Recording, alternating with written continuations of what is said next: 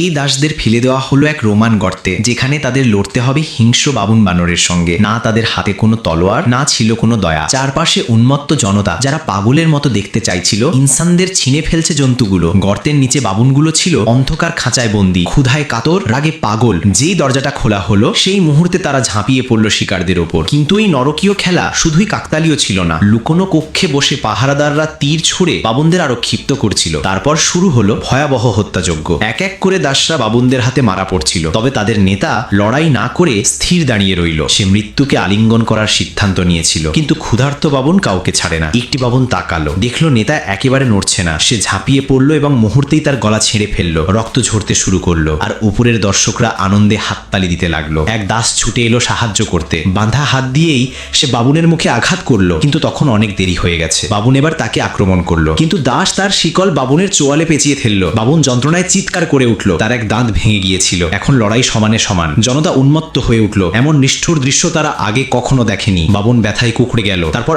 আরো বেশি ক্রুদ্ধ হয়ে আবার ঝাঁপিয়ে পড়লো। দুজন মাটিতে গড়িয়ে পড়লো। বাবুন তার গলা ছেড়ে ফেলতে চাইছে, কিন্তু দাস তার থাবা ধরে ফেললো। তারপর দাস নিজের দাঁত দিয়ে বাবুনের হাত কামড়ে ছিঁড়ে ফেললো। বাবুন ভয়ে চেঁচিয়ে উঠল। সে এমন পাগল মানুষ আগে কখনো দেখেনি। এখন শিকার নিজেই হয়ে গেল শিকারী। বাবুন পালানোর চেষ্টা করলো, কিন্তু দাস তাকে ধরে ফেললো এবং নিজের শিকল দিয়ে তার গলা পেঁচিয়ে ধরলো। পুরো অডিটোরিয়াম নিস্তব্ধ হয়ে গেল। বাবুন মারা গেছে, আর সেটা এক মানুষের হাতে, যার হাতে কোনো অস্ত্রই ছিল না। উপরে বসে রাজা এই দৃশ্য দেখছিলেন, অবাক আবার মুগ্ধ। তিনি ঘোষণা করলেন, এই দাসকে মুক্তি দেওয়া হবে না, বরং রাখা হবে পরবর্তী লড়াইয়ের জন্য। কারণ এখন জনতা চাওয়া মানুষ নয়, একটা দানব।